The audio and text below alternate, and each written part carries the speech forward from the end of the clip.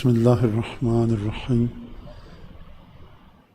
الحمد لله الذي جعل الحمد مفتاحا لذكره وسببا للمزيد من فضله ودليلا على آلائه وعظمته، ثم الصلاة والسلام على عبده وأمين وحيه وخاتم رسله سيدنا ومولانا بالقاسم محمد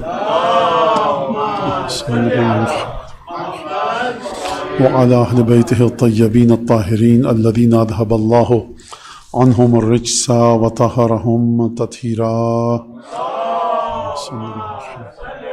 واللعن الدائم على أعدائهم أجمعين. أما بعد، فعن رسول الله صلى الله عليه وآله وسلم أنه قال: أفضل عبادة أمتي انتظار الفرج. ظہور امام زمانہ، فرج اور مخرج، ظہور، خروج، قیام، یہ سب الفاظ ہیں کہ جو ہم کو ملتے ہیں کہ امام زمانہ جب تشریف لائیں گے، اور معصومین سے جو ہمیں احادیث ملتی ہیں امام زمانہ کے بارے میں، وہ مختلف الفاظ میں کہ انتظار الفرج، کہ مشکلات کے ختم ہونے کا، امام کے ظہور کا انتظار افضل عبادت امتی، میری امت کے افضل ترین عبادت میں سے ہے۔ اکثر الدعاء لتعجیل الفرج، امام زمانہ سے خود یہ جملہ ہمارے سامنے آیا کہ کثرت سے دعا کیا کرو کہ مشکلات دور ہوں اور میرا ظہور ہو۔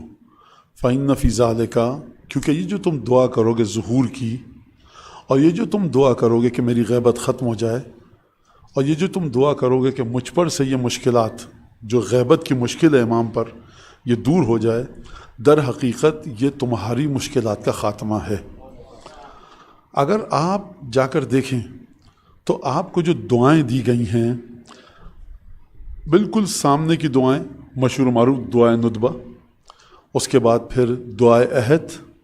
دعائے عہد سے پہلے ایک چھوٹی سی دعا ہے، اللہم بلغ مولایا صاحب الزمان، کہ جو تقریباً دعائے عہد کے مضامین جس میں ہیں۔ پھر اس کے بعد زیارت آل یاسین۔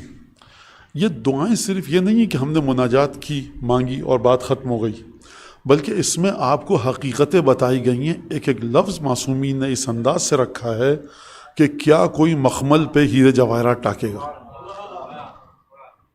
دعا افتتاح ماہ مبارک رمضان، یعنی انسان کی سوچ کو تبدیل کرنے والی دعا ہے یہ بالکل، اور انسان کی جو حقیقت ہے اس کو تبدیل کر دیتی ہے، اور انسان کو فوکس کرتی ہے، زوم کرواتی ہے، نگاہ کو مرکوز کرواتی ہے کہ تمہاری نگاہ کہاں پر ہو۔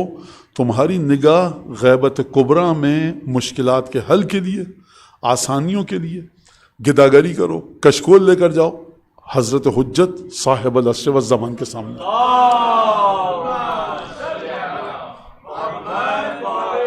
اور یہ کوئی نیا فلسفہ نہیں ہے، یہ کوئی نئی چیز نہیں ہے۔ آپ دیکھیے مدینے میں جب کوئی فقیر آ رہا ہے، مدینے میں جب کوئی ضرورت مند آ رہا ہے، تو اس سے پوچھا، وہ پوچھ رہا ہے کہ اکرم الناس کون ہے؟ سب سے زیادہ پیسے والا نہیں، سخی نہیں، عزت دار سخی۔ پیسے والے بہت تھے، عزت دار نہیں تھے۔ کریم اسخی الناس یا اکرم الناس، پورے مدینے میں کون موجود ہے؟ صحابہ کرام موجود ہیں، رسول خدا کے شاگرد موجود ہیں۔ رسول خدا کے شاگرد اگر ہیں تو انہوں نے رسول خدا سے سیکھا ہوگا کہ سب سے زیادہ کریم کون ہے۔ تو لوگ کہتے تھے اس کو بھیجو حسین ابن علی کے پاس، اس کو بھیجو حسن ابن علی کے پاس۔ تو یہ شروع سے سلسلہ چلتا ہوا آپ کے پاس آ رہا ہے۔ جب بھی کوئی گداگر آیا دروازے سیدہ پر، جب بھی کوئی شخص آیا رسول خدا سے مانگا، میرے پاس کچھ نہیں ہے، سلمان، بلال، عمار، جاؤ سیدہ کے دروازے پہ دستک دو۔ آپ پوچھ لیجئے پہلے سیدہ تمہارے پاس ہے کہ نہیں ہے، اپنا تم نے گندم رکھ لیا؟ نہیں، براہ راست بھیج دیا دروازے سیدہ پر۔ یعنی یہ اعتماد ہے رسالت کو۔ اور یہ اعتماد اگر آپ دیکھیے تو یہ اعتماد اس وجہ سے نہیں ہے کہ بوجھ پہ بوجھ ڈالے جا رہے ہیں، یہ اعتماد اس وجہ سے ہے کہ انسان اپنی ذات کے فائدے کے لیے، ہم اور آپ، رسول خدا کی بات نہیں ہو رہی ہے، ہم اور آپ اپنی ذات کے فائدے کے لیے کوئی کام کرتے ہیں تو ہمیں بوجھ تھوڑی لگتا ہے۔ آپ کو گرمی لگ رہی ہے، منہ دھویا آپ نے، آپ معذرت آپ نے زحمت کی، منہ دھویا، مولانا کیا زحمت، مجھے گرمی لگ رہی تھی، مجھے سکون آ گیا۔ آپ کو نہانے کی حاجت تھی، گرمی لگ رہی تھی، پسینہ آیا ہوا تھا، آپ گئے، معذرت زحمت ہوئی آپ کو، آپ نے شاور لیا، زحمت کیا، مجھے اپنے وجود کے لیے، پیاس لگ رہی تھی، آپ نے پانی پیا، آپ کو زحمت ہوئی۔ کبھی آپ جو خود اپنے لیے کام کرتے ہیں اس میں آپ کو کوئی زحمت نہیں ہوتی، اور خدا آپ اپنے بارے میں بے اعتمادی کا شکار نہیں ہوتے. پیاس لگ رہی ہے، پانی پیوں، آپ پی لیتے ہیں پانی. تو یہ جو اہل بیت ہے نا، یہ رسول خدا کی حقیقت ہی ہیں. جس طرح سے رسول خدا کو نیکی انجام دیں گے، رسول خدا کو تکلیف نہیں ہوگی. سیدہ کے پاس بھیجا کہ جاؤ سیدہ کے پاس جاؤ، پوچھ لیجئے، تکلیف تو نہیں ہے، سیدہ کو برا تو نہیں لگے گا. رسول خدا فرمائیں گے اگر میں نیکی کروں گا تو مجھے برا لگے گا؟ نہیں لگے گا. اسی طرح سیدہ کو بھی قطعاً برا نہیں لگے گا.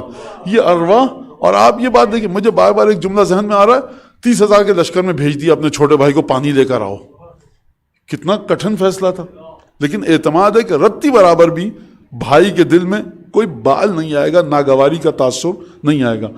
تو ان ہستیوں کے ساتھ جڑنے کا مطلب یہ. تو مدینے کے اندر یہ کلچر بن چکا تھا، یہ ایک انداز بن چکا تھا. اور جب جناب عبداللہ جعفر طیار، امام حسن، امام حسین، یہ تینوں ہستیاں موجود تھیں. فقیر آیا مدینے میں مسجد میں کونے میں ایک اور صاحب بیٹھے ہوئے تھے، دولت مند تھے. انہوں نے کہا جا کر عبداللہ جعفر طیار نے کچھ دیے درہم، امام حسین نے اس سے زیادہ دیے، امام حسن نے سب سے زیادہ دیے. اس کی وجہ کیا ہے؟ اگر بڑا ہوں تو ہر چیز میں بڑا ہوں. اور یہ شاید دونوں چھوٹے بھائیوں کا احترام بھی تھا کہ ہم امام حسن سے زیادہ نہیں دیں گے. پھر اس نے دیے، پھر گیا ان صاحب کے پاس جو دوسرے تھے، کہا آپ بھی دیجیے. اس نے دیے. کہا آپ نے اتنے کم دیے. کہا کم ہے، مقدار ٹھیک ہے. اس نے وہ جو 3 نوجوان ہیں انہوں نے اتنے دیے. کہا ان سے ہماری سخاوت کا مقابلہ مت کرنا. لہٰذا آپ یہ دیکھیے کہ کس طرح سے ایک تأثر ہے، ایک سوچ ہے مدینے کے مسلمانوں میں. ایک جو مدینے میں پردیسی بھی آ رہا ہے وہ انہی ہستیوں کے پاس جا رہا ہے، اور اگر نہ بھی جائے تو مدینے والے وہیں پر بھیج رہے ہیں. آئیے دعاؤں کی طرف. آپ کو وہ تھا امام کے حضور کا زمانہ، امام موجود ہیں، امام اپنے طبعی فزیکل وجود کے ساتھ موجود ہیں. امام اب بھی ہمارے درمیان موجود ہیں. ہمارا عمل امام کی بارگاہ میں پہنچتا ہے، ہمارا عمل امیر المومنین کی بارگاہ میں پہنچتا ہے، حضرت کی بارگاہ میں پہنچتا ہے. لیکن اپنے طبعی وجود کے ساتھ، فزیکل ایگزسٹنس کے ساتھ، یہ جو میرا اور آپ کا وجود ہے، اس طرح سے امام ابھی ہمارے درمیان نہیں ہے. جب امام کا وجود اپنا طبعی وجود تھا، اس وقت جب موجود تھے، تب بھی لوگوں کا حال یہی تھا کہ ان کو بھیجو حسن ابن علی کے پاس، حسین کے پاس. مشکل سوال آیا، علی کے پاس بھیجو. رسول خدا نے کہا تھا کہ اتنے پیسے دوں گا، رسول خدا تو دنیا سے چلے گئے، اب کون دے گا؟ علی کے پاس بھیجو. فلاں مسئلہ آیا، علی ابن الحسین سید سجاد کے پاس بھیجو. روم کے دربار سے خط آیا دمشق والے جواب نہیں دے پائے، کہا کیا کیا جائے، مشکل سوال ہے، مدینے بھیجو. تو یہ جب امام موجود تھے تب یہ تھا.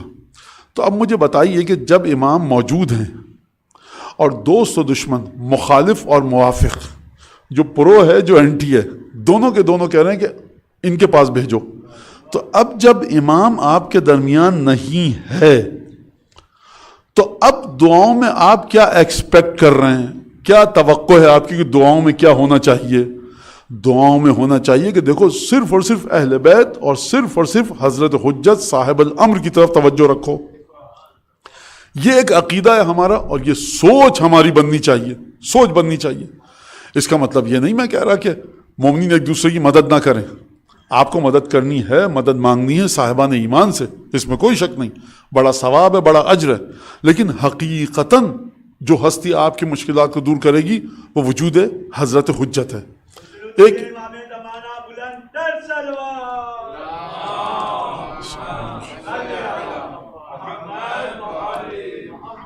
دنیا میں کتنی اچھائیاں آ جائیں، آپ آیت اللہ العظمیٰ محسن الحکیم صاحب کے پڑوس میں رہنے لگیں، آپ آیت اللہ بروجردی کے پڑوس میں رہنے لگیں. کیا پڑوسی ملا ہے، ادھر بروجردی صاحب کا گھر، ادھر حکیم صاحب کا گھر. سامنے فرض کیجئے کہ آیت اللہ العظمیٰ فلانی ہے، پیچھے آیت اللہ العظمیٰ فلانی ہے. بڑے اچھے پڑوسی ہیں، بہترین پڑوسی ہیں. آپ کتنی ہی دنیا کی نعمتیں مل جائیں، آپ کو کتنا ہی سکون آ جائے، یہ تربیت پہ وہاں تک میں سوال کر رہا ہوں، اس تربیت پہ ہم پہنچ پائے یا نہیں پہنچ پائے کہ تم معنوی اور مادی، میٹیریلسٹک اور اسپریچولی، روحانی لحاظ سے اور مادی لحاظ سے کیا میں اس سطح پر پہنچ چکا ہوں کہ بہترین زندگی گزر رہی ہے میری. جس شہر میں اتروں ہوائی اڈے پر، ایئرپورٹ پر، بہترین مہنگی گاڑی کھڑی ہوئی ہے اور میری حویلی ہے اس شہر کے اندر، بہترین ہیٹنگ سسٹم ہے، نوکروں کی فوج ہے. اس کے باوجود اس سطح پر بھی میں ہوں اگر، تو کیا میری یہ سوچ تعمیر ہو سکی، تیار ہو سکی کہ نہیں؟ کچھ بھی نہیں ہے جب تک میرے امام کا ظہور نہیں ہوتا۔ یہ ایک بڑا اہم مسئلہ ہے اور اس پر انسان سوچے۔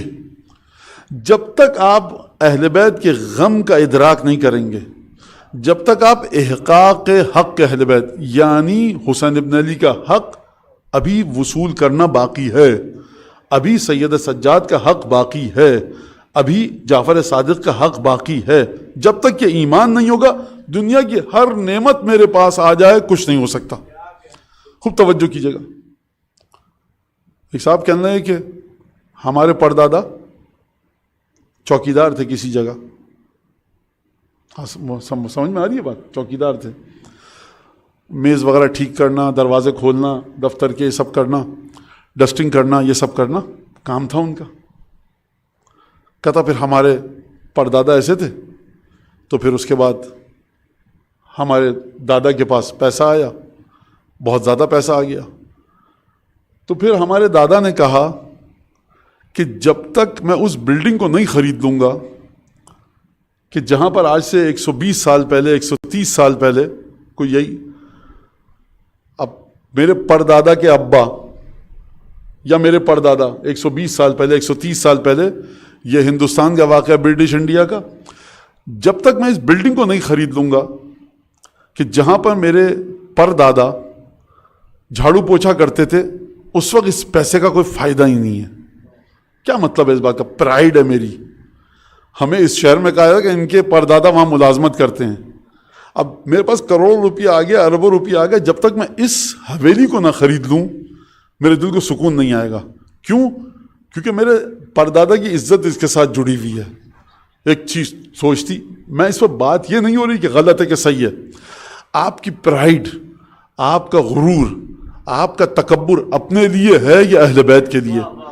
تمام دنیا کی نعمتیں مل جائیں، جب تک 12/5/14 کا حق وصول نہیں ہوگا میرے پاس دنیا کی نعمتیں ہوں بھاڑ میں جائیں یہ نعمتیں۔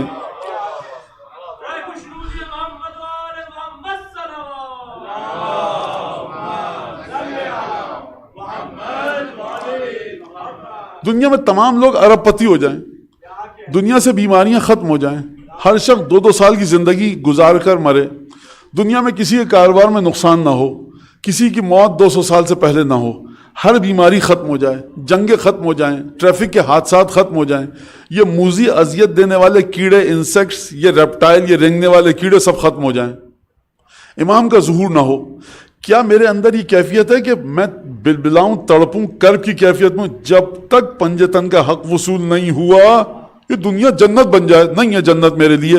آپ کو دعائیں اس طرف لے کے جانا چاہتی ہیں، یہاں پہ فلاں مرجے کا گھر، یہاں فلاں مرجے، یہاں فلاں مرجے، پیچھے فلاں مرجے، بیچ میں میرا گھر، کیا صاحب کیا بہترین، اب تو صاحب کیا کہنے۔ اور وہ نہیں، سرکار آپ کو دعائے ندبہ کہہ رہی ہے انت من نصیف شرف لا یساوا وانت من تلاد نعم لا تضاہا۔ امیر المومنین فرما رہے ہیں، چھٹے امام فرما رہے ہیں کونوا رعاة العلم، رعاة علم بنو، روات علم مت بنو۔ دیکھو علم کو سیکھو، حفظ کرو۔ کون سا حفظ کرنا؟ رعات یعنی خیال رکھنے والا علم کا۔ فَإِنَّ رُوَاةَ الْعِلْمِ كَثِيرٌ وَرُوَاةُهُ قَلِيلٌ۔ علم کو سن کر دماغ میں بٹھانے والے، دل میں اتارنے والے، اس کی حفاظت کرنے والے، اس کے مطابق چلنے والے بہت کم ہیں، نقل کرنے والے کثیر ہیں۔ صبح شام دعائے ندبہ پڑھی آپ نے، دعائے افتتاح پڑھی، جب دعائے ندبہ پڑھ رہے تھے سمجھ میں ہی نہیں آیا کہ امام زمانہ کا غیر معصومین سے فاصلہ کتنا ہے، تو 7 بجے صبح کو میاں جاگنگ کر لیتے بہتر ہوتا۔ فضول میں بیٹھے دعائے ندبہ میں آ کر۔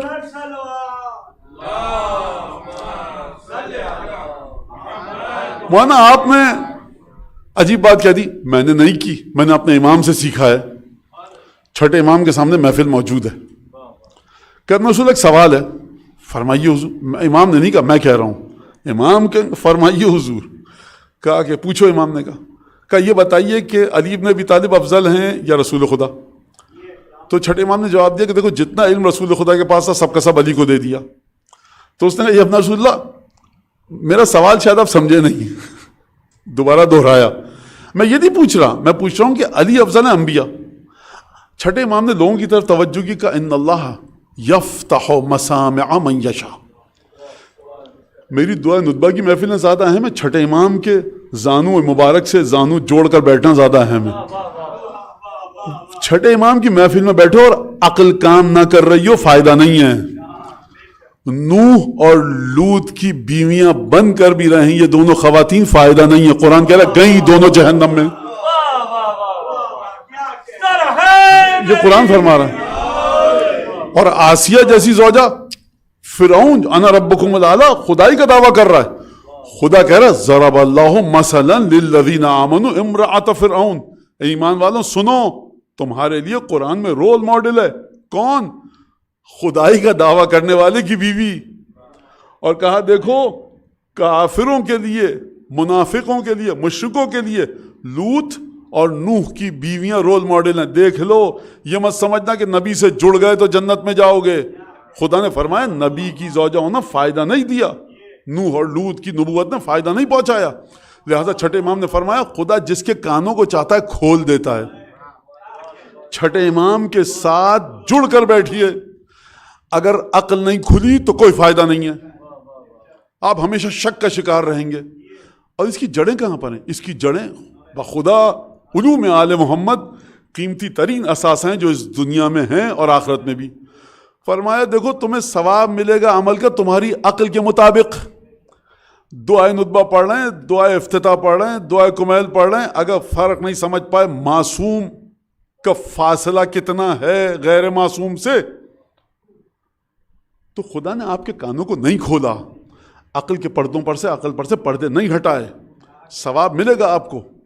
لہٰذا خدا مغفرت فرمائے. آیت اللہ شیخ احمد پایانی مقاصد پڑھاتے تھے قم میں, بڑے زبردست استاد تھے, معروف ترین, اور انتقال ہو گیا ان کا. انہوں نے اپنے درس میں قصہ سنایا, مقاصد کے درس میں. اب کیا تاریخ تھی کیا یہ تو مجھے نہیں, بھارت قصہ سنایا انہوں نے.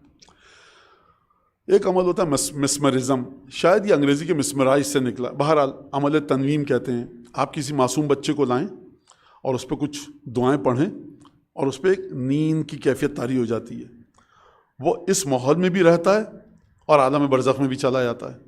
یہ علماء نے لکھا ہے ہمارے تمام کہ یہ موجود ہے یہ عمل, اور اس میں کوئی شک نہیں ہے. مولانا آپ کو آتا ہے؟ نہیں مجھے نہیں آتا, پہلے بتا رہا ہوں. ٹھیک ہے, تو یہ تو بڑی زبردست بات ہو گئی مولانا. عمل ایسا ہے, معتبر ترین فقہا نے لکھا ہے اپنی کتابوں میں, اور اس میں کوئی شک نہیں ہے. تو اس سے پوچھا کہ سوال کر, لوگوں نے سوال کیے, کہا کہ اس بچے سے پوچھا کہ بلند ترین عالم کون سا دکھ رہا ہے تم کو اس وقت مکتب تشیع کا؟ اس نے کہا مجھے مقدس اربیلی دکھ رہے ہیں. اب یہ بچہ ہے, اس کو کیا پتا مقدس اربیلی ہیں کون؟ اور یہ بھی آج سے 100 سال پہلے کی بات ہے, 80-90 سال پہلے کی. مرحوم پایانی جو واقعہ سنا رہے ہیں تو وہ اپنے سے بھی پچھلے زمانے کا سنا رہے ہیں. اس سے کہا کون ہے؟ کیا مجھے مقدس اربیلی دکھ رہے ہیں, سب سے بلند ترین عالم. اب یہ بچہ, اس کو نہیں پتا مقدس اربیلی کون, تو یقیناً یہ سچ ہی بول رہا ہے, اس کو دکھ رہا ہے. کہا اور سوال کیجئے اس سے پہلے کہ بچہ جاگ جائے. تو کوئی صاحب محفل میں بیٹھے تو اس نے کہا کہ یہ بتاؤ بیٹا, اے بچہ یہ بتاؤ کہ امام عصر کا, امام زمانہ کا مقدس اربیلی سے کتنا فاصلہ ہے؟ اب جو 2-3 پڑھے لکھے لوگ بیٹھے تھے ان کی سانس رک گئی کہ اب یہ جواب دے گا, پتہ لگ جائے گا کہ یہ دھوکے باز ہے یا سچا ہے. بچے کو کچھ نہیں پتا, بچے نے عقائد نہیں پڑھے, کلام, بہت چھوٹا سا بچہ ہے. اس نے تمہارا سوال غلط ہے, امام عصر کا مقابلہ کسی عالم سے کیا ہی نہیں جا سکتا. لوگوں نے کہا بھائی یہ بچہ بالکل سچا ہے, کیونکہ اس کو پتہ ہی نہیں. یہ کہتا کہ 10,000 رکعتیں پڑھ لیں اگر مقدس اربیلی, یہ کہتا کہ 10,000 روزے رکھ لیں. اس کا مطلب یہ ہے کہ یہ بہرحال یہ واقعہ تھا. تو اب امام فرما رہے ہیں, امیر المومنین فرما رہے ہیں, ان لوگوں میں سے بنو جو علم کو سیکھتے ہیں, سمجھتے ہیں, دل میں اتارتے ہیں اور خیال رکھتے ہیں. یہ امیر المومنین کی حدیث. چھٹے امام فرما رہے ہیں, رسول خدا کیا فرما رہے ہیں, حدیث ہمارے پاس ہے. عجیب جملہ فرمایا, ارشاد فرمایا رسول خدا نے, کہا کہ علم کیا ہے؟ کہا کہ استماعہ، ثم ما، اس کے بعد کیا ہے؟ کہا حفظہ، کہا اس کے بعد کیا ہے؟ العمل بہ، اس کے مطابق عمل کرنا، کہا اس کے بعد کیا ہے؟ کہا اس کو پھیلانا۔ تو رسول خدا نے جو علم کے 4 یا 5 طریقے بتائے اس میں ہے کہ اس کو حفظ کرنا، اس کے مطابق عمل کرنا اور پھر اس کو پھیلانا۔ یہ جو دعائیں میں پڑھ رہا ہوں اور اس کے بعد یہ دعائیں ناکام ہیں میرے سامنے حضرت حجت کا مقام بتانے کے لیے، تو حضور والا آپ رٹو طوطے ہیں۔ اگر آج آپ پھر پریشان ہو جائیں اور ہمارا بچہ آ کر کہے کہ مولانا دیکھیے یہ تو علماء، ہمارے علماء، یہ واقعہ صحیح بتا رہا ہوں آپ کو، میں میرے سامنے ہوا ہے کہ مولانا یہ جو آپ نے بتایا تو اس کا مطلب تو یہ ہے، نوجوان لڑکے نے 25 سال کا لڑکا تھا، ACCA کر چکا تھا، پڑھا لکھا لڑکا تھا، اس نے مولانا آپ جو باتیں کرتے ہیں تو اس کا مطلب ہے کہ امام زمانہ کے تو کہیں پہ بھی مقابلے پہ کوئی عالم آتا ہی نہیں۔ میں نے کہا تو آج تک آپ کیا سمجھتے تھے؟ کہتا ہمیں تو بتایا گیا۔ اچھا یہاں کا واقعہ نہیں ہے، واقعہ ہے یہ کراچی کا۔ کراچی، پاکستان، انڈیا سب صاحب ایک ہی تھیلے کے چٹے بٹے ہیں، سب جگہ یہ سلسلہ ہو رہا ہے۔ تو ہمارے لوگوں کو اپنی قبر کی فکر زیادہ ہے، مقام حضرت حجت کی فکر کم ہے۔ مولانا یہ آپ نے کیا بات کی؟ آپ اور میں اپنی قبر کو سنوارنا چاہتے ہیں، امام کو ایک مقام ٹھیک ہے تھے، قبر کو دیکھو میاں، قبر میں کسی کام کی نہیں ہوگی اگر مقام حضرت حجت کو نہیں سمجھا۔ قبر کا نور آئے گا ہی ولایت حضرت ولی اثر کے ذریعے۔ لہذا عقل کا مطلب کیا ہے؟ درک کیجئے میسج کیا دیا جا رہا ہے، پیغام کیا دیا جا رہا ہے۔ خداوند قدوس کی بارگاہ کے سامنے سوائے سید الشہداء، یہ زیارت عاشوراء میں آپ کو عظمت بتائی گئی ہے انصار سید الشہداء کی۔ کیا مطلب؟ پروردگار ثبت لی قدم صدق، پروردگار اپنی بارگاہ میں قیامت میں میرے قدموں کو مضبوطی کے ساتھ گڑا کر رکھنا۔ کون سے قدم؟ قدم صدق۔ قرآن کی آیت کو پڑھیے، جا کر دیکھیے، وَإِنَّ لَهُمْ قَدَمَ صِدْقٍ، ان کے قدم اپنے پروردگار کی بارگاہ میں جمے رہیں گے۔ جس ہستی کی ولایت، زیارت عاشوراء پڑھتے ہیں، زیارت عاشوراء پڑھتے ہیں، اس کے بعد آپ یہ کہہ رہے ہیں کہ دیکھیے مولانا یہ مراجع تو ہیں تو امام کے ظہور کی ابھی ہمیں جلدی ضرورت نہیں ہے۔ میاں جا کر اس سے بڑھ کر تم اگر ہندوستان سے ہو تو گنگا میں خودکشی کر لو، پاکستان سے ہو دریا میں سندھ میں ڈوب مرو جا کر، اگر غیرت ہے تو، اگر غیرت ہے تو، نہیں ہے تو زندہ رہو۔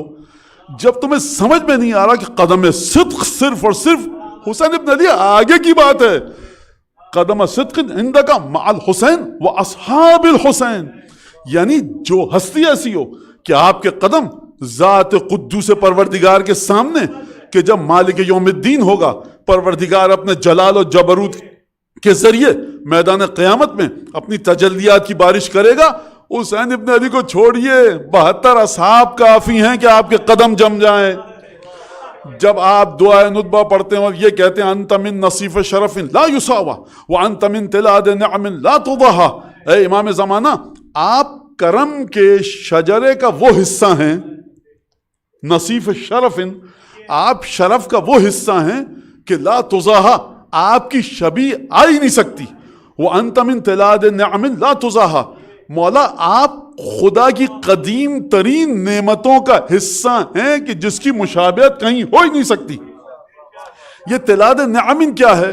تلاد نعم کیا ہے؟ 5ویں امام فرماتے ہیں کتاب الحجت میں، امام باقر علیہ السلام، علیکم بالتلاد، دیکھو پرانی چیزوں کو تھام کر رکھو۔ کیا مطلب پرانی چیزوں کو تھام کر رکھو؟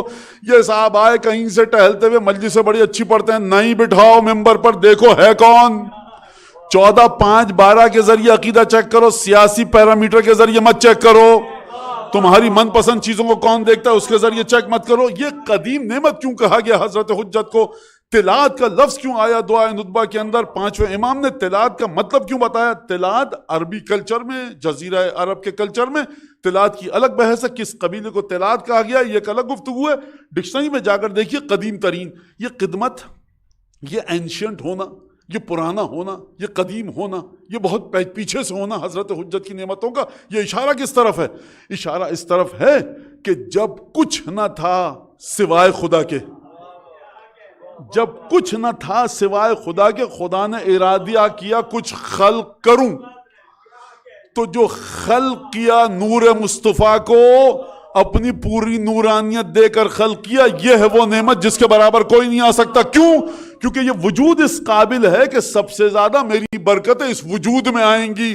تمہارا زمانے کا امام اس کا حصہ ہے. خبردار سوچ میں بھی حضرت حجت کے برابر کسی کو مت لانا.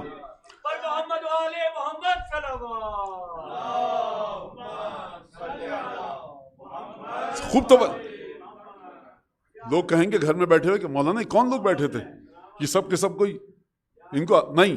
ظاہر سی بات ہے اب یہ بات ختم ہو چکی ہے. جو بیٹھے ان کے لیے بات نہیں ہو رہی، یہ بات ہو رہی ہے نوجوان نسل کے لیے. ماشاءاللہ سے آپ لوگ سب بہترین عقیدے رکھنے والے، گھروں تک جا رہی ہے، نوجوان نسل دیکھ رہی ہے، ان کے لیے میں کہہ رہا ہوں. اور اس وقت مجھے کوئی ایسی عمر کا حصہ میں نظر نہیں آ رہا انسان کہ جس کو ان باتوں کی ضرورت ہو. لیکن بہرحال یہ باتیں آپ کو کیوں بتا رہا ہوں؟ تاکہ آپ اپنی نوجوان نسل کو بتائیے. شک نہیں ہے مجھے کوئی اس میں کہ آپ کو ان باتوں کی ضرورت قطعاً نہیں تھی، لیکن اس حوالے سے کہ آپ اپنی معرفت کی تعمیر کریں. جزیرے میں گیا ایک شخص فرشتہ، وہاں پہ واقعہ سن چکے ہیں، جلدی سے بتاؤں اور رب دوں. پروردگار کیا عبادت کر رہا ہے بنی اسرائیل کے عابد، پورے جزیرے میں ایک ہے، اس کا ثواب تو دکھا. خدا نے دکھایا ثواب فرشتے کو. روایت کے الفاظ ہیں کتاب العقل والجہل، فاستقلہ. فرشتے نے جب ثواب دیکھا اس عابد کا، کہا اتنا کم، اتنی زبردست عبادت ہے. خدا نے کہا عقل کم ہے اس کی. کہا پروردگار کیا مطلب؟ کہا جاؤ کہ جاؤ، تمہیں اجازت دی میں نے، انسان بنو، اس کے ساتھ رہو، سمجھ میں آ جائے گا. کیا وہ عبادت کرنے لگا. عبادت کرتے اس نے کہا ابھی تک تو میں نے عقل کی کمی نہیں دیکھی اس میں. کہا کہ دیکھو بڑا اچھی بات ہے، کیا بہترین عبادت کر رہے ہو، بہترین جزیرہ ہے، اور کیا عبادت ہے. کہاں بہترین جزیرہ؟ اس جزیرے میں ایک خامی ہے. کہا کیا خامی ہے؟ کہا ہمارے رب کا لو کان لربنا حمار، اگر ہمارے رب کا گدھا ہوتا تو یہاں پہ آتا چڑھتا. کہتا وما لربک، تمہارے رب کو گدھے سے کیا کام؟ کہا کہ گدھا ہوتا رب کا تو رب کی بنائی ہوئی گھاس سے اگی ہوئی ہے، اس کو چڑھتا. اب شاید ملک کے بجائے مجھ جیسا کوئی ہوتا تو وہ کہہ دیتا کہ رب کا جو گدھا ہے اس کو مت ڈھونڈو، وہ پہلے سے موجود ہے اس جزیرے پر. جو یہ کہہ رہا ہے کہ صاحب اب یہ گستاخی نہ ہو، یہ بے ادبی نہیں ہو، لیکن پروردگار کو اس حد تک لائے تو اس کی عقل کو آپ کیا کہیں گے. بہرحال لیکن تو اس نے کہا کیا مطلب؟ کہنا کہ یہ تمہارے رب کو گدھے سے کیا کام؟ کہا گدھا ہوتا تو یہاں پہ یہ گھاس ضائع ہو رہی ہے. اب آج کی سائنس پڑھنے والا بچہ جس کو سمجھ سکے بھائی گھاس ضائع نہیں ہو رہی، یہ آکسیجن پروڈیوس کر رہی ہے، یہ ایک نائٹروجن سائیکل میں اس کا ایک حصہ ہے. یہ دسیوں چیزیں جو مجھ سے آپ بہتر جانتے ہیں. لہٰذا تب ملک نے کہا پروردگار، امام سے پوچھا گیا کہ ابن رسول ایک آدمی ہے زبردست عبادتیں کرتا ہے. کہا کیف عقلہ، بتاؤ عقل کیسی ہے اس کی. یہ کس عقل کے بارے میں امام بات کر رہے ہیں؟ کس عقل کے بارے میں؟ سب سے پہلی عقل کے بارے میں بات کرنا کہ اپنی اطاعت کو سمجھ سکتے ہو کہ مجھے کیا کام کرنا ہے. بیچارے مومنین سیدھے سادھے، مولانا ہماری تو آپ کو پتہ ہے عقل کم ہے، ہم اپنا نماز روزہ سیکھ رہے ہیں، کیا واجب ہے کیا حرام ہے. حضور آپ سب سے عاقل آپ ہیں، عقل مند سب سے زیادہ آپ ہیں، جو آپ اپنا واجب اور حرام سیکھ رہے ہیں، جو صحیح عقیدہ اور غلط عقیدہ سیکھ رہے ہیں، کیونکہ آپ اپنی قبر کی تیاری کر رہے ہیں. وہ نا رزق حلال کماتے ہیں، نوکری کر رہے ہیں، بزنس بھی ہے چھوٹا موٹا، یا بزنس ہے، نوکری ہے، جو بھی ہے، اور اس کے بعد بچوں کو سکھایا ہوا ہے، نماز سکھا رہے ہیں، اب یہ کر دیا، قرآن ختم کر. آپ بہترین آدمی ہیں، بہترین انسان ہیں، زیارت پر جانے کی کوشش کر رہے ہیں، بہترین انسان ہیں کہ آپ فوکس ہیں. لہٰذا امام کے بارے میں کیا کہا گیا ہے کہ لا یساوا کائنات. اس کا مطلب یہ نہیں ہے کہ 4 خطیب اور 20 مرجے کے برابر امام نہیں ہو سکتا، لیکن 400 خطیب اگر آ جائیں اور 2500 مرجے تقلید تو امام ان کے برابر ہو جائیں گے. نہیں، لا یساوا ہو ہی نہیں سکتا. یعنی کائنات کے تمام عبادت کرنے والوں کو لے آئیے، حضرت حجت کے برابر نہیں ہو سکتے. اب یہ حضرت حجت کا وجود کہاں تک جائے گا؟ دعا افتتاح میں چلیے. کیا پڑھتے ہیں آپ دعا افتتاح میں؟ اللہم انا نرغب الیک. پروردگار میں کشمیر میں رہتا ہوں، بہترین محلہ ہے، میں کاغان ناران میں رہتا ہوں، گرمیوں میں 16 ڈگری سینٹی گریڈ پھوار پڑتی رہتی ہے، ٹھنڈی ہوا، پڑوسی بڑے اچھے، بہترین دودھ دہی، بہترین کھانا، کوئی پولیوشن نہیں، کوئی ٹریفک نہیں، کوئی مسئلہ نہیں، سکون سے بہترین صحت ہے، واک کرنے چلے جاتے ہیں، تازہ تازہ کھانا مل رہا ہے، سب آرگینک. نہیں، سنیے آپ، رغبت جو ہے وہ کہاں پر ہے؟ جس کی طرف دل مچلے آپ کا، اٹریکٹ ہو. دعا افتتاح. دیکھیے میں یہ نہیں کہہ رہا کہ ایسی جگہ پہ جا کے نہ رہیے، اچھا کھانا کھائیے، اچھی ہوا میں سانس لیجیے، اچھا پانی پیجیے، اچھے کپڑے پہنیے، اچھی گاڑی میں بیٹھیے، بڑا گھر جو کرنا ہے کیجئے، لیکن آپ کے دل میں یہ ہو کہ یہ میری تمام تکلیفوں کا حل یہ نہیں ہے. جب تک پردے میں جو رہ رہا ہے وہ نہیں آئے گا، کوئی مشکل حل نہیں ہو سکتی، کوئی اس کے برابری نہیں کر سکتا. یہ دعا ندبہ کی سند ہے، یہ دعا افتتاح کی سند ہے.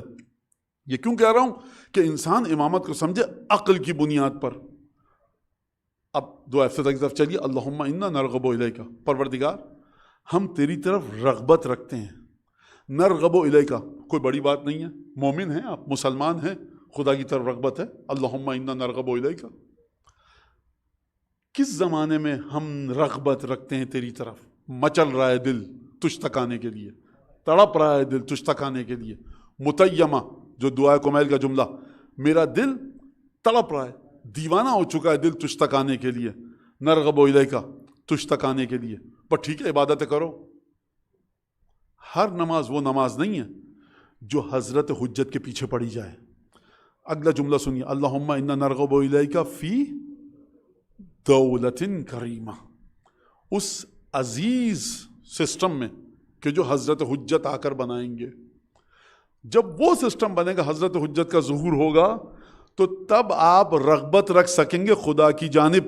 تمام دعاؤں میں دیکھیے آپ کو کہیں نہ کہیں اثرات ملیں گے. بعض جگہ واضح لفظ ہیں، یا منتہا ہمم العارفین، یا غایت المریدین، یا غایت اعمال العارفین. یعنی پروردگار تیری ذات جو ہے وہ خدا کے حکم پر چلنے والے، متقی، معرفت رکھنے والے، نیک عمل کرنے والے. آخری جو توجہ کا مرکز ہے وہ تیری ذات ہے. بات واضح ہو گئی؟ جو آخری توجہ ہے آپ کی وہ کہاں پر ہے؟ خدا کی ذات تک. لیکن جب آپ آ کر یہ دعا پڑھتے ہیں اللہم انا نرغب الیک، تو یہ کوئی نئی بات نہیں ہے. دعائے کمیل میں، مختلف دعاؤں میں ہے، آخری جو آپ کی توجہ خدا کی ذات تک ہے. سفر کا اختتام ہوگا خدا کی ذات تک. انا للہ و انا الیہ، خدا کی طرف ہم لوٹ کر جائیں گے. لیکن یہ رغبت جو آپ خدا کی جانب رکھ رہے ہیں اس وقت تک واقع ہو ہی نہیں سکتی کہ جب تک زمانے کا امام موجود نہ ہو. یہ خدا جوڑ رہا ہے اس سے. کس سے؟ حضرت حجت سے. لہٰذا آپ جتنی عبادتیں کر لیں آپ کو اجر ملے گا، لیکن وجود امام کے بعد جو آپ کی عبادتیں ہوں گی وہ ایک الگ انداز سے ہوں گی. کہا جائے کہ انشاءاللہ وہ یہ آوازیں آتی ہیں، کہتے ہیں بچیاں کہتی ہیں مولانا الحمدللہ وہ تو بات ٹھیک ہے کہ کوفے میں امام نہ، لیکن پھر بھی نجف میں نماز پڑھ کے آئے. جب تم یہی نہیں سمجھ میں آ رہا تمہارے، نجف نام ہے دیوار کا، نجف نام ہے مٹی کی اینٹوں کا، نجف نام ہے امیر المومنین کی عظمت کا، نجف نام ہے امیر المومنین کی روحانیت کا. وہ روحانیت جب تک ظاہری لحاظ سے تمہارے سامنے نہ ہو، فرق کو سمجھیے. دعائے کمیل کے ذریعے، دعائے افتتاح کے ذریعے، زیارتوں کے ذریعے، تمام کی تمام تعلیمات کے ذریعے کہ وجود امام کیا حقیقت رکھتا ہے. لہٰذا وہاں پہ آپ کہہ رہے ہیں اللہم انا نرغب الیک، تیری طرف آ رہے ہیں. کیسے آ رہے ہیں؟ فی دولت کریمہ، ایک ایسی حکومت کے سائے میں جو کریم ہے. جب کریم ہے دولت، اس کا مطلب کیا؟ عزت دے گی. اللہم انا نرغب الیک فی دولت کریمہ تعز بها، ماشاء اللہ سے آپ سب کو آتا ہے، تعز بها الاسلام و اہلہ وتذل بها النفاق و اہلہ وتجعلنا فیها من الدعاة الى طاعتک. پروردگار ہم کو قرار دے تو کن میں سے؟ کہ جو تیری اطاعت کی طرف دعوت دیں. لہٰذا حضرت کی حکومت، حضرت تشریف لے آئے، ظہور ہو گیا، اس میں پھر بات ختم نہیں ہوئی. اب آپ خدا کی اطاعت کے سلسلے میں خدا کی اطاعت کے سلسلے میں دعوت دے رہا ہوں کہ نہیں دے رہا؟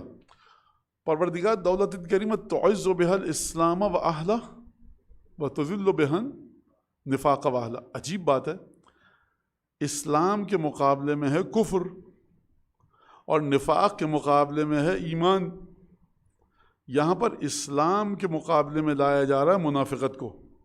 اسلام کے مقابلے میں کفر ہے، اسلام کے مقابلے میں منافقت نہیں ہے، کیونکہ دائرہ اسلام میں مومن بھی ہے، منافق بھی ہے. قیامت میں خدا منافق کے ساتھ جو برتاؤ کرے گا وہ کافر والا کرے گا. لیکن سمجھیے اس بات کو کہ دائرہ اسلام میں منافق بھی ہے، مومن بھی ہے. قرآن دلیل ہے اس بات کی. لیکن جب حضرت آئیں گے تو اسلام کتنی قسموں پر ہے نہیں ہوگا. جس کا سر جھکے گا وہ مرحلہ اسلام پر ہوگا، جو دل میں اپنے بغض رکھے گا وہ مرحلہ نفاق پر ہوگا. تعریف یہی ہے. اور جو چھپائے رہ گیا جن کا نفاق، رسول خدا کے زمانے میں تو بچ گئے آپ دل میں رکھ کر نفاق کو. قرآن کہہ رہا ہے کہ ہم نے اپنے حبیب کو حکم دیا کہ بھائی چھوڑ دو ان کو, 10 آیات ہیں, چھوڑ دو ان کو. لیکن وہاں پر ایسا نہیں ہوگا. رسول خدا کے زمانے میں آپ کو عزت مل گئی, مسلمانوں کے ساتھ رکھا گیا, لیکن وہاں پر اب نفاق کو عزت مل. تعز بہ الاسلام واہلا وتذل بہ النفاق واہلا. نفاق کی جو جڑ ہوگی وہ بھی ذلیل ہوگا, اور نفاق کے درخت سے جو میوے کھائے گا وہ بھی ذلیل ہوگا. لہذا اسلام. اور پھر حضرت حجت, مولانا یہ ہوگا وہ ہوگا. دیکھیے حضرت حجت کی سیدھی سی بات ہے, ظلم کو ختم کریں گے, کہیں گے عدل و انصاف, سکون کے ساتھ رہو. تذل بها النفاق وتجعلون فيها من الدعاة الى طاعتك وترزقنا بها کرامة الدنيا والآخرة. پروردگار دنیا اور آخرت کی عزت ہم کو حضرت حجت کے سائے میں عطا فرما. تو اللہ کا آپ کا گھر ہو 4 مراجع کے بیچ میں, لیکن وہاں رغبت نہیں رکھ سکتے آپ خدا کی طرف. اصل میں جو رغبت آئے گی وہ کس طرح سے آئے گی؟ وہ آئے گی کہ آپ حضرت حجت کی حکومت میں آپ زندہ ہوں. اور ہمیشہ مولانا آپ یہ مراجع کو درمیان میں کیوں لے آتے ہیں؟ کیونکہ بچوں کے ذہن میں یہ آ چکا ہے, یہ واقعات ہوتے ہیں کہ ٹھیک ہے دیکھیے ابھی امام کا ظہور نہیں ہوا لیکن مرجع تو ہیں. یہ جو مرجع تو ہیں یا مجھے کچھ نہیں آتا, میں سوال کر رہا ہوں حضرت حجت کا وجود کہاں ہے مجھے نہیں پتا. آپ کس فاصلے پر رکھ رہے ہیں مرجع کو؟ کہاں پر ہے مرجع کہ جو آپ کو حضرت حجت کے وجود کا متبادل دے؟ اب یہ کل جائے گی, حدیثیں تمام پیش نظر ہے میری کہ فقہاؤنا علماؤنا ینظر فی حلالنا و حرامنا و یعرف قضایانا لولا علماؤنا فقیہ واحد. یہ تمام حدیثیں میرے پیش نظر ہیں. لیکن فقہا کا, علماء کا کام کیا ہے کہ نسل کو ولائے محمد و آل محمد میں ڈبو کر چلے جاؤ دنیا سے, اور اگلی نسل اسی ولایت کے ساتھ پیدا ہو. حرام اور واجب بتا کر جاؤ. کوئی تصور بھی نہیں کرے کہ شمع برابر ایک سانس جو لے رہے ہیں حضرت حجت, اس کے برابر یہ تمام مراجع اکٹھے ہو جائیں. صاحب اس کی سانس کی برابری آپ نہیں کر سکتے کہ جس کے صدقے میں خدا کائنات سے بلاؤں کو دور کر رہا ہے. پھل اگر پک رہے ہیں تو اس کی دعاؤں کے صدقے میں. گناہ زمین والوں کے ایسے ہیں کہ خدا ابھی چاہے تو برباد کر دے, اس ہستی کی دعا ہے کہ یہ کام نہیں ہو پا رہا, اس ہستی کی دعا ہے کہ جو تمام کی تمام نیکیاں انجام پا رہی ہیں. توحز بہ النفاق واہلا تذل بہ النفاق واہلا وتجعلون فیہا من الدعاة الی طاعتک. خدا کی کتنی صفات گنوائی گئیں دعا افتتاح میں. اللہم انی افتتح الثناء بحمدک وانت مسدد للصواب بمنک. ثواب اور من بخدا عجیب جملے ہیں. اچانک ایک آدمی ہڑبڑا کے اٹھو عربی میں بولنے لگے, ان کو ان چیزوں میں مت سمجھیے گا. ثواب اور من, پروردگار تو نے ثواب یعنی حقیقت بالکل پیور, بغیر کسی آلودگی کے, بغیر کسی کنٹیمینیشن کے, بغیر کسی پولیوشن کے, بغیر کسی رتی برابر نجاست کے, تو نے بڑی مضبوطی کے ساتھ ثواب سعاد سے ٹھیک رستے کو خلق کر کے بتا دیا. بے منک, بے احسانک نہیں, بے منک. من کسے کہتے ہیں؟ ایسا احسان کہ جس سے بالاتر کوئی احسان نہ ہو. کون سا احسان ہے جس سے بالاتر کوئی احسان نہیں ہے؟ اس دور میں وجود حضرت حجت کو خدا نے زندہ رکھا ہوا ہے. اور پھر اس کے بعد بے منک وَأَيْقَنْتُ أَنَّكَ أَرْحَمُ الرَّاحِمِينَ. پوری دعا جو آپ پڑھتے ہیں خدا کی ایک کے بعد ایک صفات, ایک کے بعد ایک صفات, کتنی عظیم صفات. جا کر دیکھیے گا دوبارہ, آپ ہر روز پڑھتے ہیں, ہر شب کو پڑھتے ہیں. عجیب و غریب صفات ہیں خدا کی. لیکن جیسے امام کا ذکر آتا ہے خدا اپنے مقام پر, کل گفتگو ہوئی تھی دعا القمہ کے سلسلے میں, دعا القمہ میں خدا کی کتنی عجیب و غریب صفات بیان کی گئی ہیں. خطرناک قسم سے توحید کو بیان کیا گیا دعا القمہ میں. لیکن جب دعا القمہ آگے بڑھتی ہے دھیرے دھیرے, اور اس کے بعد نام آتا ہے پنجتن کا, تو خدا تیرے پاس میں نہیں آ رہا, ان 5 کے ذریعے سوال کر رہا ہوں, ان 5 کو شفیع قرار دے رہا ہوں, ان 5 کے ذریعے توجہ کر رہا ہوں, ان 5 کے ذریعے مانگ رہا ہوں تجھ سے, کیونکہ تمام مخلوقات میں تیری ان سے بڑھ کر کوئی نہیں. کل اس پہ گفتگو گزری. یہی چیز آپ کو دعا افتتاح میں دکھے گی, کس طرح سے کہ خدا کی صفات کو لایا جا رہا ہے, خدا کے اسما کو لایا جا رہا ہے. مجری الفلک مسخر الریاح فالق الاصباح دیان الدین رب العالمین. صبح کو رات کے وجود سے چاک کر کے نکالنے والا تو ہے, کشتی جو سمندر میں چلتی ہے تو چلا رہا ہے.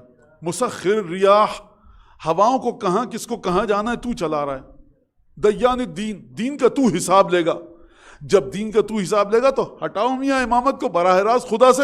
آخر میں کیا کہا جا رہا ہے؟ اللہم انا نرغب الیک فی دولت کریمہ تعز بها الاسلام واہلہ وتذل بها النفاق واہلہ وتجعلنا فیہا من الدعاة الی طاعتک والقادة الی سبیلک. پروردگار مومن بننا چاہتا ہوں، محب امیر المومنین بننا چاہتا ہوں، اہل ولا بننا چاہتا ہوں، لیکن پچھلی صفوں میں نہیں رہنا چاہتا. القادۃ الی سبیلک، آگے آگے امام کے پچھلے جو صف ہوگی نا، سب سے پہلی صف میں رہ کر تیرے راستے کا رہنما بننا چاہتا ہوں. اس کا مطلب کیا ہے؟ اس کا مطلب یہ ہے کہ قاسم ابن الحسن کے ساتھ رہنا چاہتا ہوں، جناب علی اکبر کے ساتھ رہنا چاہتا ہوں، ابو الفضل عباس کے ساتھ رہنا چاہتا ہوں، پہلی صف میں رہنا چاہتا ہوں. تو مولانا یہ کیسے ہوگا؟ پہلی صف کتنی بڑی ہوگی؟ آپ اس کی فکر مت کیجئے، 10,000 میل لمبی بھی ہوگی، خدا آپ کو اس میں جگہ دے گا. آپ جب خدا نے کہا دعا مانگو تو پہلی صف کو طویل بھی کر دے گا. یہ صحن مطہر کی نماز نہیں جس میں 500-600 آدمی کھڑے ہو گئے تو جگہ ختم ہو گئی. آپ دعا کرتے رہیے، خدا صحن کو بڑھاتا رہے گا.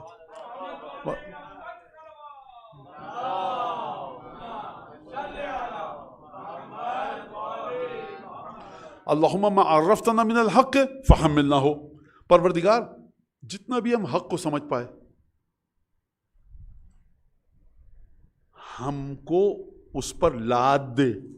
جو جتنا ہم نے سمجھا ہے اس حق کو ہم پر رکھ دے. کیا مطلب؟ کتنے دائرے میں سمجھا ہے ولایت کو، کتنے دائرے میں سمجھا اطاعت امام کو، سمجھ کر الماری میں بند کر کے رکھ دیا. اطاعت کی کہ نہیں کی؟ یاد رکھیے گا، اچھے عقائد بغیر اچھے عمل کے وہ فائدہ نہیں دے پائیں گے جو عقائد اور عمل ساتھ مل کر. اس میں کوئی دو کلام نہیں ہے. مستحق عذاب ہے وہ شخص جو حرام کام کرتا ہے. اب میں پردے پر بولوں، خمس پر بولوں، گھر میں ٹی وی پہ جو چیزیں چلتی ہیں بولوں، انسان ایک دفعہ جرت کے ساتھ حضرت حجت کے نور کے سامنے اپنے آپ کو کھڑا کرے، واقعا میرے گھر میں جو صبح سے شام تک ہو رہا ہے یہ صحیح ہے کہ نہیں ہے؟ ورنہ علم ہمارا کم ہے. نہ کسی کا علم کم نہیں ہے. دو چیزوں کا علم ہے کہ غلط ہو رہی ہیں، نکالیے اس کو گھر سے باہر. دو کو نکالیں گے لطف امام زمان شامل ہوگا، تیسری چیز خود بخود آپ کو پتہ چلے گی. تیسری چیز کو نکالیں گے، چوتھی چیز، پانچویں چیز، چھٹی چیز. یہ امام کا وعدہ ہے. تو بالکل غلط بات ہے مولانا، عقائد بس الحمدللہ ویسے نہیں. عمل آپ کا ہونا چاہیے. ہو ہی نہیں سکتا کہ آپ اگلی صفوں میں جانے کی دعا کریں اور عمل میرا اور آپ کا مناسب نہ ہو، عمل عقیدے کے ساتھ. لہٰذا خوب توجہ کیجیے گا. اور اس کے بعد اللہم ارزق بی، جو دعا ہے تو پورا سلسلہ، تذل بها النفاق واہلہ وتجعلنا فیہا من الدعاة الی طاعتک والقادۃ الی سبیلک وترزقنا بها کرامۃ دنیا والآخرہ.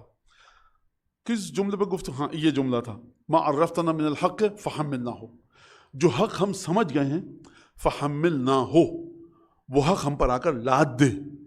کیا مطلب لاد دے؟ کہاں پر ملتا ہے آپ کو یہ لدا ہوا بوجھ؟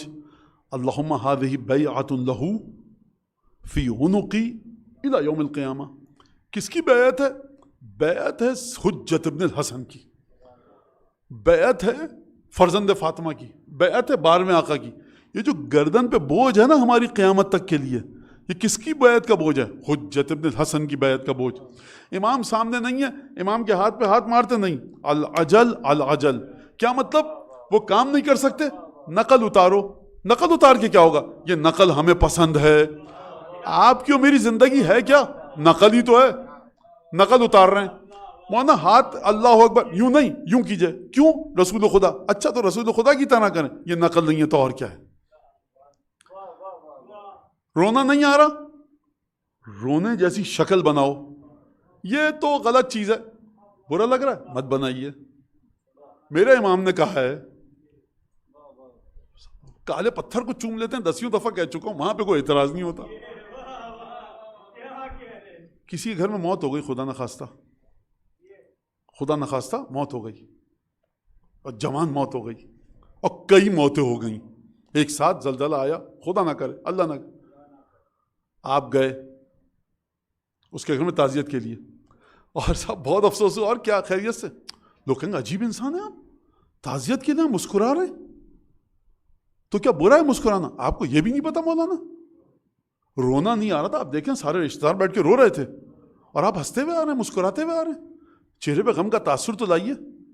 ہاں وہاں سمجھ میں آ جاتا ہے جہاں پر 75, 80, 90, 100 شہدائے کربلا ہیں, فرشتے رو رہے ہیں, سیدہ گریہ کر رہی ہیں, تو یہ آپ کو ڈھونگ رچانے کو نہیں کہا جا رہا, کہا جا رہا ہے چہرے پر گریے کی کیفیت لاؤ گے, عالم غیب سے متصل ہو جاؤ گے.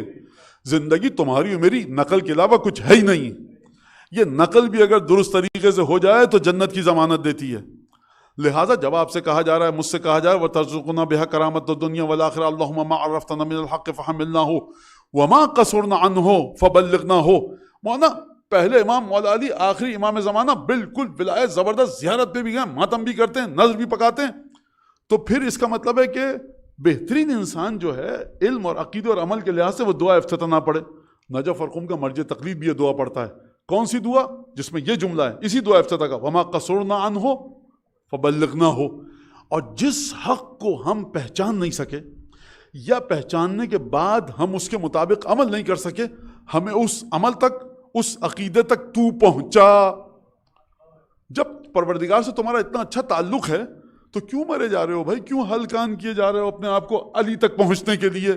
اگر علی تک پہنچیں گے, حضرت ولی عصر تک پہنچیں گے تو خدا تب ملے گا.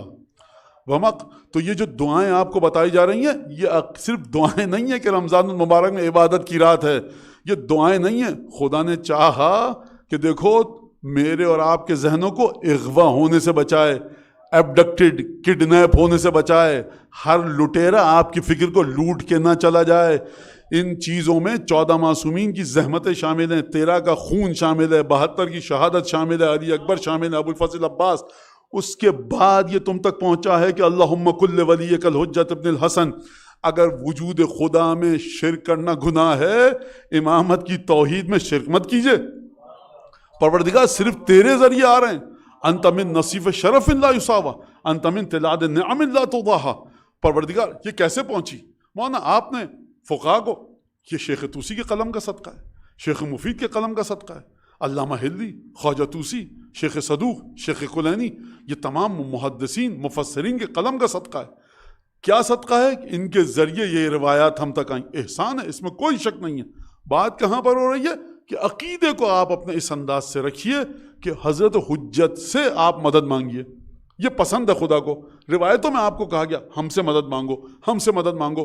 دعائے ندبہ آپ پڑھتے ہیں, مت پڑھیے, درس دیجئے بچوں کو. دعائے ندبہ دعا سے زیادہ تاریخ امامت ہے. دعائے ندبہ دعا سے زیادہ تاریخ نبوت ہے کہ کس طرح سے خدا, واقعاً عجیب الفاظ ہیں, آپ سب پڑھتے ہیں ماشاءاللہ سے. شروع کے الفاظ دیکھیں, نبوت, اور اس کے بعد نبوت, کتنی جلدی نبوت کا ذکر گزرتا ہے. بعض اولدتہ من غیرہ وآتیت البینات وایدتہ بروح القدس وبعض نجیتہ ومن معہ فی الفلک. پروردگار بعض کو تو نے کشتی پہ نجات دی, بعض کو بغیر باپ کے پیدا کیا, بعض کو بغیر ماں باپ کے پیدا کیا.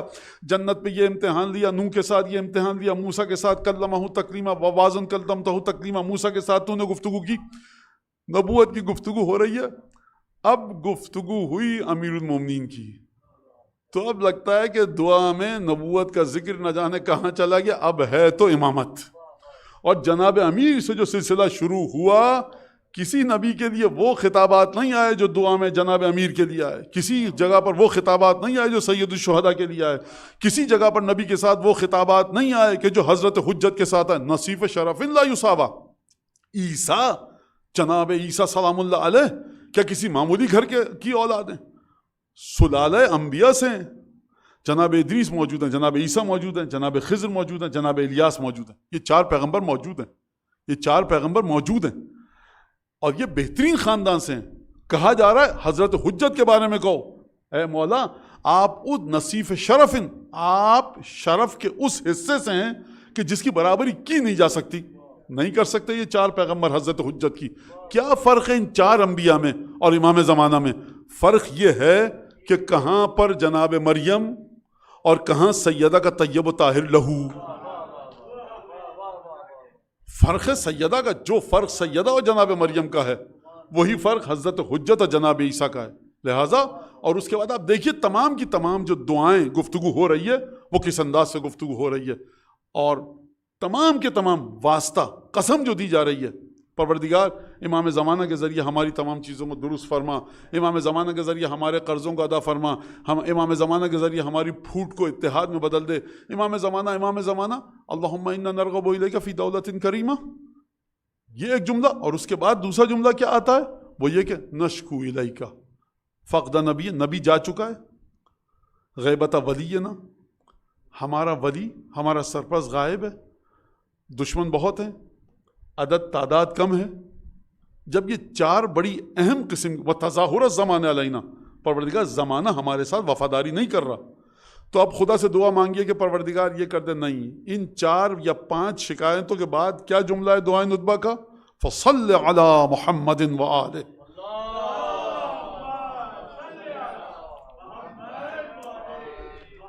اس کا مطلب یہ کہ یہ ذکر اس میں کچھ خاصیت ہے تبھی یہاں پر آیا۔ ہم شکایت کرتے ہیں تجھ سے کہ ہمارا امام غائب ہے، اور حضرت ولی عصر سلام اللہ علیہ وعجل اللہ تعالی فرجہ الشریف بچوں کو توجہ دلائیے۔ پھر ایک جملہ کیا کہ مصائب پڑھوں میں مختصر سے، لیکن بچوں کو اس طرح سے توجہ مت دلائیے کہ بچے اکتا جائیں۔ بچوں کی شکایت ہے مونا، جب بیٹھو ماں باپ کے ساتھ، ماموں آئے چچا آئے، مجلس ماتم نوحے کی بات، اکتا جائیں گے بچے۔ آپ بچوں کو بھی کبھی موقع دیجیے، بات کریں، اپنے دن کی ایکٹیویٹیز بتائیں۔ اچھا وہاں گئے تھے فٹ بال کھیلنے، کیا ہوا؟ اپنے ایک دلچسپی کا اظہار کیجیے۔ اصحاب پیغمبر فرماتے ہیں کہ جب ہم رسول خدا کے ساتھ بیٹھے ہوتے تھے، جس طرف گفتگو کا رخ ہم موڑتے تھے، رسول خدا کی گفتگو بھی وہیں چلی جاتی تھی۔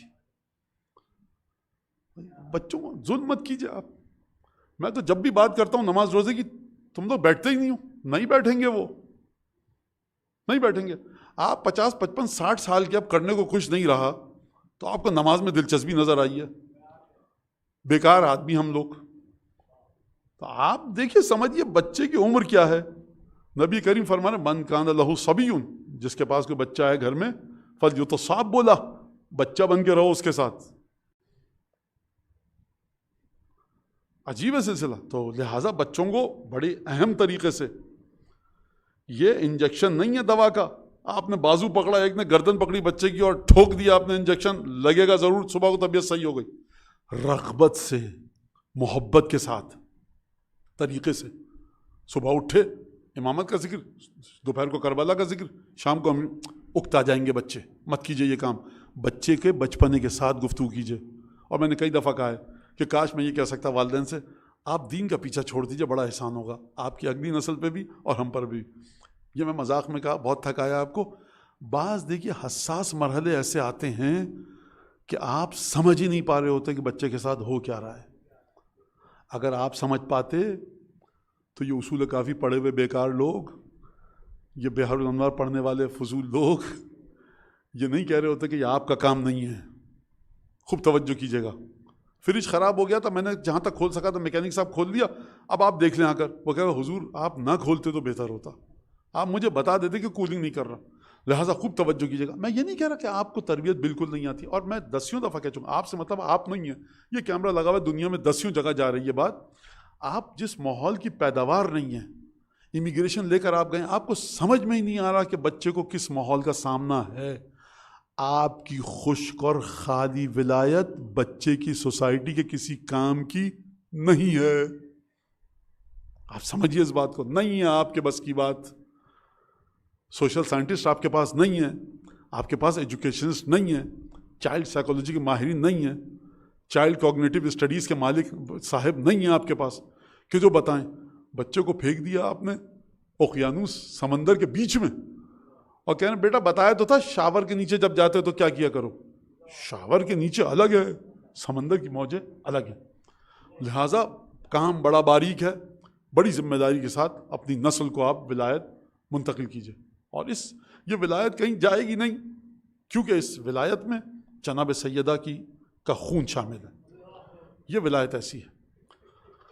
ہم حضرت حجت کی بارگاہ میں کچھ جملے پیش کریں گے بس، اور اس کے بعد کئی دفعہ یہ میں مصائب اس طرح سے پڑھ چکا ہوں آپ کے سامنے۔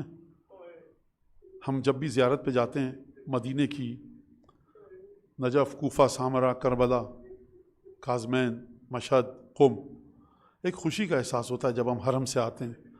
تسبیح تبرکات خریدے، لوگ دوست آتے ہیں، احباب، اور تمام گفتگو ہوتی ہے، چہرے پر ایک خوشی کے آثار ہوتے ہیں کہ ہم زیارت کر کے آئے. لیکن اس کائنات میں ایک ظاہر ایسا ہے 13 معصومین کی قبر کا کہ جو جب بھی جس قبر کی زیارت کر کے بھی نکلتا ہے، یقین ہے میرا عقیدہ اس کے دل پہ خوشی کا کوئی تاثر نہیں ہوتا. رسول خدا سے شروع کیجئے اور امام عسکری تک، وہ جب بھی ہر روزے کی زیارت کر کے نکلتا ہے تو وہ اپنی نگاہ امامت سے دیکھتا ہے کہ کن مظالم کو سہ کر میرے آبا و اجداد اس دنیا سے گئے. تمام قبور کی زیارت کرتا ہے وہ شخص جا کر، وہ ہستی، ہمارا اور آپ کا 12واں امام. بقی میں جاتا ہے، امام باقر، امام حسن مجتبیٰ، سید ساجدین، امام جعفر صادق، ان 4 ہستیوں کی زیارت.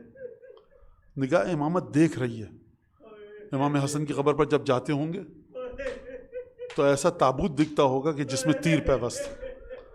سید سجاد کی قبر پہ جاتے ہوں گے، ماؤں اور بہنوں کے قافلے میں ایک بےکس و مجبور جو طوق جامعہ میں ہے. طوق جامعہ سمجھتے ہیں؟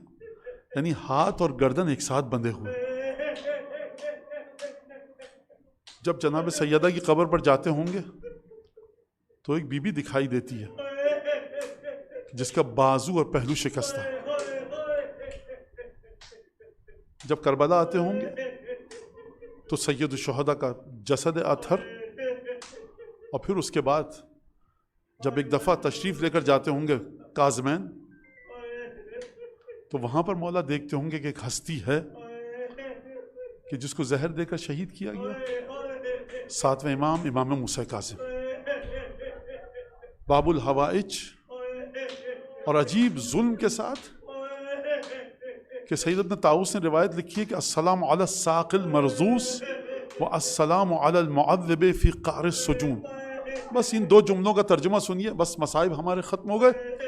کہ سلام ہو اس ہستی پر کہ جس کی پنڈلیاں طوق و زنجیر کی وجہ سے کچل چکی تھیں، اور سلام ہو اس مظلوم امام باب الحوائج پر کہ جو قید خانے میں قید نہیں تھا، زمین کی گہرائی میں ایک ایسے قید خانے میں تھا جہاں روشنی کا گزر نہ تھا.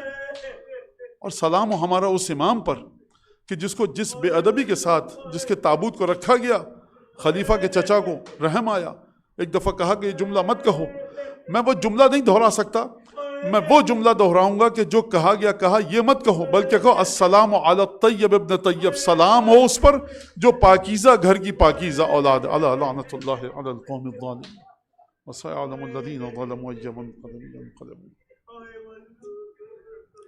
اللهم كن لوليك الحجة ابن الحسن صلواتك عليه وعلى آبائه في هذه الساعة وفي كل ساعة وليا وحافظا وقائدا وناصرا ودليلا وعينا حتى تسكنه أرضك طوعا وتمتعه فيها طويلا.